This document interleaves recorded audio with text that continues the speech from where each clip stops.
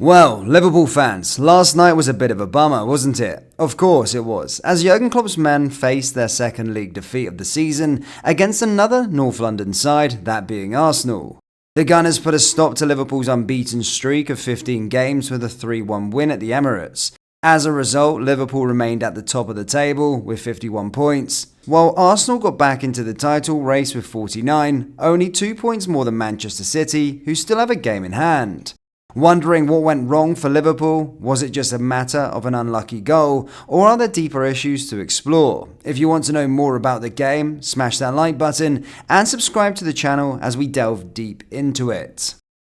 It was a game where both teams had to face the harsh reality of injury blows. However, for one team, these injuries turned out to be a blessing in disguise. On the other hand, the other team was not so fortunate as the injuries had a negative impact on their overall performance. But don't worry, we'll delve deeper into this and explain everything soon enough. Forget about Mohamed Salah and Wataru Endo. Jurgen Klopp went into this game without two of his best players in recent games. Conor Bradley, whose dad passed away, our condolences to him, and Nunes, who was not fully fit. Klopp set up his team in the usual 4-3-3 formation with Alisson guarding the goalpost, both Konate and Virgil van Dijk at centre-back, and Joe Gomez out on the left, and Trent Alexander-Arnold returning to the right-back spot.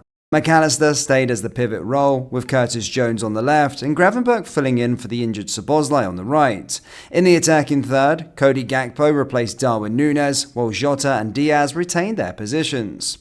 On the opposite side, due to Gabriel Jesus' injury, Mikel Arteta was forced to deploy Kai Havertz as a false nine. However, this proved to be a blessing in disguise for Arsenal. In the first half, the game seemed like a repetition of their previous FA Cup encounter, with Arsenal looking like the better team. There were various reasons for this. Firstly, it was quite evident that Liverpool's midfield was not balanced, particularly out of possession, which made it nearly impossible for the team to press against Arsenal's build-up. As shown on the screen, Arsenal's box midfield allowed for straightforward yet efficient passing around Liverpool's press, resulting in a smooth and comfortable build-up phase for the Gunners. In this way, Arsenal players were able to overcome Liverpool's pressing structure, with Martinelli holding the width. It was possible to create space and get the ball into that space with ease.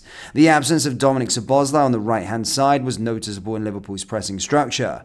Ryan Gravenberch failed to mimic the Hungarians' tenacity and work rate and was unable to contribute defensively.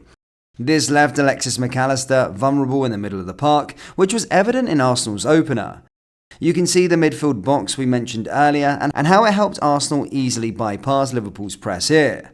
4 simple passes were enough for Arsenal to create a transition moment and to attack the space created. And just like that, Kai Havertz was one-on-one with Alisson before Sakho opened the score. But wait, that's not all. Liverpool's pressing structure faced a collapse due to another significant factor. Jurgen Klopp chose not to invert Trent Alexander-Arnold into the midfield and instead pushed him up the flank to compensate for the absence of Mo Salah. These changes left Liverpool's right-hand side exposed to attacks, especially in transition, causing issues for defender Ibrahima Konate, who had to deal with the rapid Gabriel Martinelli. Another drawback of Klopp's decision was that Trent was nowhere near Liverpool's 3-2 build-up structure, as you can see here. This limited Trent's time on the ball as he was left alone higher up the pitch. This automatically resulted in Liverpool losing control during the build-up phase. Against Arsenal's press structure, which is considered to be the best in the league, the Reds found it challenging to play from the back. Consequently, they restored to playing more long balls. Now, don't get us wrong, adopting direct approach is nothing new to Liverpool, as they have demonstrated it in previous matches against Bournemouth and Aston Villa. However, during this specific game, their efforts to play directly were dwarfed due to the absence of one man, Darwin Núñez. The Gunners' defenders, Gabriel, Saliba, White and even Declan Rice dominated the defensive third and prevented Liverpool's offensive trio from gaining possession whenever the team attempted to go long. Not only that, but Liverpool's counter-pressing style was affected by their unbalanced midfield.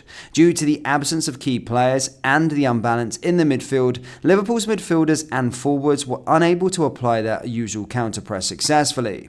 Although they allowed 8.1 PPDA, they only managed to register 1 high turnover. Remember guys, this is a stark contrast to the average of 11.75 high turnovers per game that they managed in their previous 4 matches.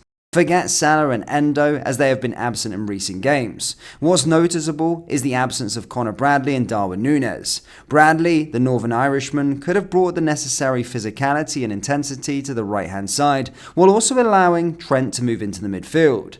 Núñez's physicality on the higher end of the pitch was also missed by Liverpool. On the other hand, Arteta actually benefited from Gabriel Jesus' injury. This is because, believe it or not, Kai Havertz had a brilliant game. Although he didn't score or assist, he provided a great outlet for Arsenal. He brought the necessary physicality against Konate, who is a physical specimen, and offered passing options for his teammates. Additionally, he consistently made runs in between the lines, making him a key asset to the team. On paper, he was limited as a number 9, but on the field he often played as an additional number 10 alongside Martin Odegaard. He frequently dropped deep to assist in the build-up play, which gave Arsenal a midfield numerical advantage. This was evident in their success with a box midfield formation.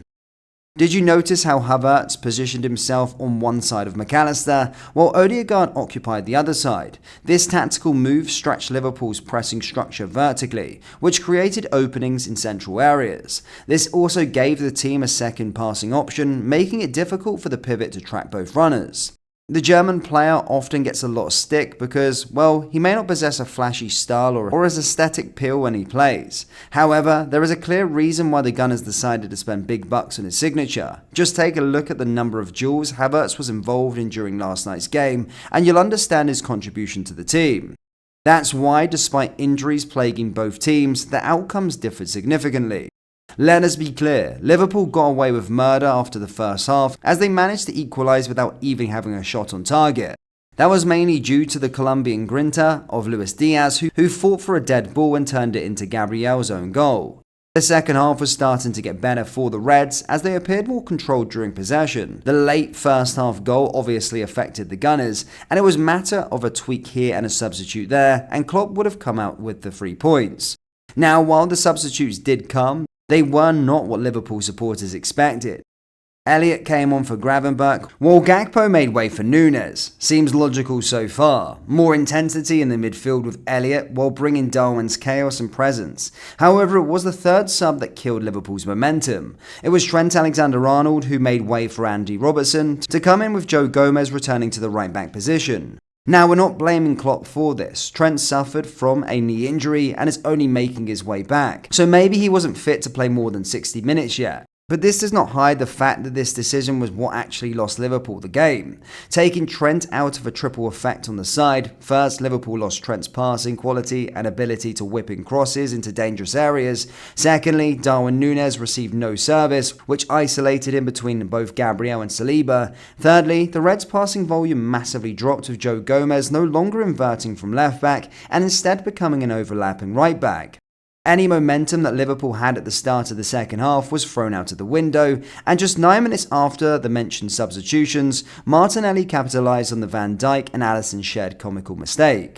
From that moment on, it looked like Liverpool did not have a chance to get back into the game, with Konate being sent off. It only was a matter of time before Trossard pulled the trigger by adding Arsenal's third goal. Injuries aside, Klopp's decision to not invert Trent might raise some questions, especially when it has worked wonders for Liverpool during the FA Cup win at the Emirates. Now, does this loss mean Liverpool have no chance in winning the league? Absolutely not. With more players coming back from injuries and with Klopp recognising his mistakes, the Reds still have the opportunity to go further in the title race. What is certain though is we'll have a 3-horse race this year rather than the usual 2. So what do you think of our analysts? Do you think Klopp was responsible behind this loss, or did Arteta manage to outsmart the German? Leave your thoughts in the comment section below, and remember to hit the like button and subscribe button if you enjoyed our analysis. Until next time, take care. Poosh.